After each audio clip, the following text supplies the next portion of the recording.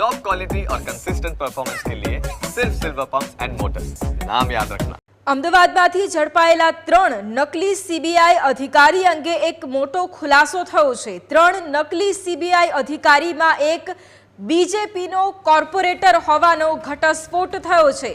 આનંદનગર પોલીસે 3 આરોપીને ઝડપી પાડ્યા હતા। 3 આરોપીમાં હિતેશ્વરસિંહ મોરી છે, બીજેપીનો કોર્પોરેટર, વઢવાડ નગરપાલિકાના વોર્ડ નંબર 13 નો કોર્પોરેટર છે। નકલી સીબીઆઈ અધિકારી બનીને વાયએમસીએ ક્લબમાં ફરિયાદીને ધમકી આપી હતી। ધનરાજસિંહ રાઠોડ, વિરેન્દ્રસિંહ ચાવડા અને હિતેશ્વરસિંહ મોરી શકંજામાં આવ્યા છે। સમગ્ર કેસના માસ્ટરમાઇન્ડ તરીકે વાયએમસીએ ક્લબના જ મેમ્બરનો મુખ્ય રોલ છે। આરોપીઓએ 3 તારીખના રોજ વાયએમસીએ ક્લબમાં સીબીઆઈ ઓફિસર બનીને તેઓ ગયા હતા અને આ કેસના ફરિયાદી સુમિત ખાનવાણી સાથે મારામારી કરી મોબાઈલ લૂંટવાનો પ્રયાસ કર્યો હતો। જો કે ફરિયાદી અને તેના મિત્રોએ તેમનો પ્રતિકાર કરતા તેઓ નાસી છૂટ્યા હતા। જે ગુનામાં પોલીસે 3 આરોપીની ધરપકડ કરી અને તપાસ શરૂ કરી છે। સંવાદદાતા વિજય ફોન લાઈન પર છે। વિજય, જે પ્રમાણે અમદાવાદમાં 3 નકલી સીબીઆઈ અધિકારી ઝડપાયા હતા, તેમાંના જ એક ભાજપના કોર્પોરેટર હોવાનો આ સૌથી મોટો ઘટસ્ફોટ થયો છે। તેમના વિશે શું વધુ માહિતી અત્યારે સામે આવી રહી છે? જી વાત કરવામાં આવે તો સુરેન્દ્રનગર વઢવાણ નગરપાલિકાના જે સદસ્ય છે હિતેશ્વરસિંહ મોરી, તે વોર્ડ નંબર 13 ના સદસ્ય છે। ત્યારે તે હાલ અમદાવાદના આનંદનગર પોલીસ સ્ટેશનમાં જે નકલી સીબીઆઈના અધિકારી તરીકે ઝડપાયા છે। ત્યારે હાલ પણ તેઓ અહીંયા ચાલુ કોર્પોરેટર છે।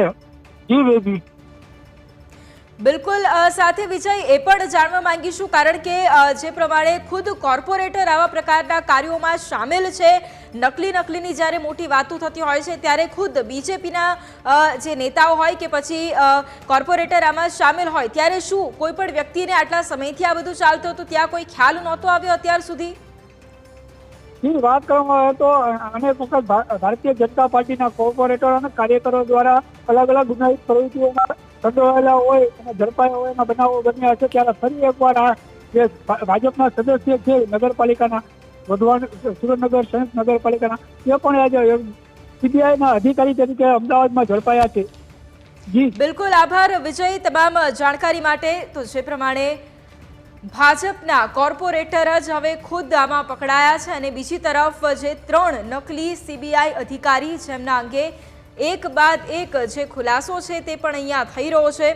વઢવાણ નગરપાલિકાના જે કોર્પોરેટર છે તે અહીંયા ઝડપાયા છે અને બીજી તરફ હવે આગામી સમયમાં અનેક ખુલાસાઓ છે તે પણ થઈ શકે છે। આનંદનગર પોલીસે આ 3 નકલી સીબીઆઈ અધિકારી બનીને ફરતા જે 3 આરોપીઓ છે તેમને ઝડપી પાડ્યા છે।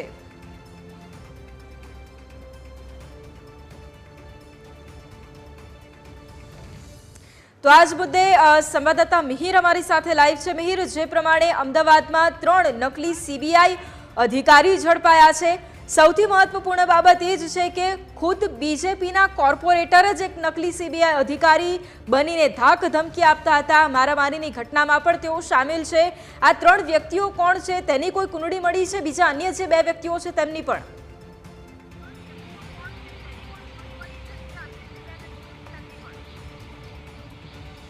વૈભવી, આનંદનગર પોલીસ સ્ટેશનમાં એક ગુનો નોંધવામાં આવ્યો હતો, જેમાં વાયએમસી ક્લબમાં એક રૂમ બુક કરાયો હતો અને જે ફિલ્મ મેકર હતા કે તેને બોલાવી અને તેની સાથે કોઈ પણ ડોક્યુમેન્ટરી કે અથવા ફિલ્મ બનાવવા માટે તેને બોલાવવામાં આવ્યો હતો અને તે સમયે જ 3 લોકો અચાનક આવી અને સીબીઆઈના અધિકારીની ઓળખ આપી અને તેને મારઝૂડ કરી હતી। આ સમગ્ર ઘટના બાદ ગુનો નોંધાયો અને ત્યારબાદ તપાસ કરતા 3 લોકોની ધરપકડ કરવામાં આવી, જેમાં 3 લોકોમાંથી ધનરાજસિંહ રાઠોડ, વિરેન્દ્રસિંહ ચાવડા અને હિતેશ્વરસિંહ મોરી, આ 3 લોકોની ધરપકડ કરી અને 3 લોકોની ધરપકડ કર્યા બાદ સામે આવ્યું કે ન્યૂઝ કેપિટલે તપાસ કરતા સામે આવ્યું કે જે હિતેન્દ્રસિંહ મોરી છે તે સુરેન્દ્રનગરના વઢવાણમાં કોર્પોરેટર તરીકે બીજેપીમાં હોવાનું સામે આવ્યું છે। જો કે આ સમગ્ર આ 3 આરોપીઓનો જે હિસ્ટ્રી અને તે શું કરી રહ્યા છે તેને લઈને પોલીસ કશું જ કહેવાનો ઇનકાર કરી રહ્યા હતા।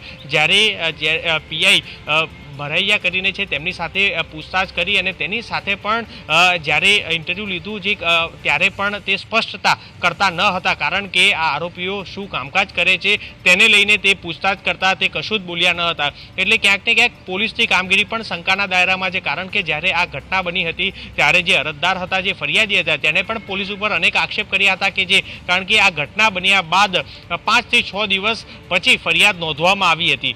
એટલે હાલ જે આ આરોપીઓનું જે બેકગ્રાઉન્ડ આખું સામે આવ્યું છે કે જે ખુદ બીજેપીનો કોર્પોરેટર હોવા છતાં પણ આ જ રીતના નકલી સીબીઆઈના અધિકારી તરીકે તેને ઓળખ આપી અને તેની સાથે મારઝૂડ કરી હતી. આ આખી ઘટનામાં પોલીસે તપાસ કરતા સામે આવ્યું હતું કે કોઈ પણ મહિલાને લઈને આ આખી ઘટનામાં તેને બોલાવવામાં આવ્યા હતા. એટલે કઈ મહિલાના કારણે આ બનાવ બન્યો છે તે દિશામાં તપાસ શરૂ કરી છે. ત્યારે મહત્વની વાત તે પણ સામે આવી હતી કે જે આ ત્રણેય સીબીઆઈના અધિકારી તરીકે આ ત્રણેય આરોપીઓ આવ્યા હતા તેને કલ્પેન્દ્ર ત્રિવેદી જે વાયએમસીનો મેમ્બર છે અને તેના નામે જ આ રૂમ બુક કરાવ્યો હતો અને તેને જ આ અરજદારને જે ફરિયાદીને બોલાવવામાં આવ્યો હતો. એટલે હાલ જે તે મુખ્ય આરોપી વોન્ટેડ છે તેની પણ પકડવાનો હજી શોધખોળ છે તે કરવામાં આવી રહી છે. તે પોલીસ પકડથી દૂર છે. તે પકડ્યા બાદ અનેક એવા ખુલાસા છે તે થઈ શકે છે. પરંતુ સૌથી મોટા એક સમાચાર ન્યૂઝ કેપિટલ ઉપર સામે આવ્યા છે કે જે હિતેન્દ્ર મોડી કરીને જે આ છે આરોપી છે તે આરોપી સુરેન્દ્રનગરના વઢવાણનો એક કોર્પોરેટર હોવાનું સામે આવ્યું છે અને પોતાની ઓળખ છે કે જે હજી સુધી પોલીસને કોઈ પણ એવી આપી નથી, કારણ કે જ્યારે પણ પોલીસ આરોપીની ધરપકડ કરે અને ત્યારે તે સમયે શું કામકાજ કરે છે, શું ધંધો છે, તેમાં તે પોતે ખેડૂત અથવા તો તે કામ કરતો હોવાનું તેને આ બતાવ્યું છે. એટલે તેને ઓળખ પણ ખોટી કદાચ પોલીસને બતાવી છે અથવા તો પોલીસ આ મામલે કશું જ બોલવાનો ઇનકાર કરી રહ્યા છે. એટલે હાલ આ તમામ દિશામાં ઉચ્ચ અધિકારીના ધ્યાન ઉપર આવતાની સાથે તે પણ હવે તપાસ જે છે તે કરી રહ્યા છે. વૈભવી. બિલકુલ મિહિર, સાથે આપે જે પ્રમાણે વાત કરી છે, કારણ કે વાયએમસીએ ક્લબના જે મેમ્બર છે તેમના નામે કંઈક બુકિંગ કરવામાં આવ્યું હતું તેની પણ તમે ખાસ અહીંયા વાત કરી છે. એટલે શું તેમના રોલ વિશે આ સમગ્ર જે કાંડ થયો છે તેમાં તેમના રોલ વિશે કોઈ માહિતી મળી છે અથવા શું તેમની પણ ધરપકડ કરવામાં આવી, તેમને પણ કંઈક પૂછપરછ કરવામાં આવી?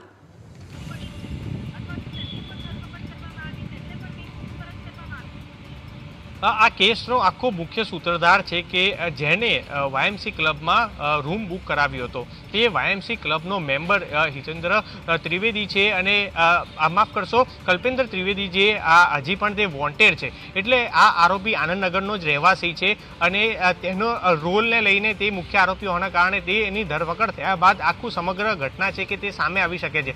પોલીસને પ્રાથમિક તપાસમાં સામે આવી છે કે કોઈ પણ મહિલાને લઈને કોઈ ઝઘડા કે અથવા કોઈ ને લઈને આ આખી ઘટના છે કે જે ઊભી કરવામાં આવી હતી અને જે ફિલ્મ મેકર છે કે તેને અહીં બોલાવી અને તેને આવી સીબીઆઈની ધમકી છે કે તે આપી અને ત્યારબાદ તેની જોડે મારઝૂડ કરી હતી. એટલે આમાં હજી અન્ય લોકોની પણ સંડોવણી છે તે સામે આવી શકે છે. પરંતુ જે મુખ્ય આરોપી છે તેની ધરપકડ થયા બાદ આ આખું ઘટના છે તે સામે આવશે.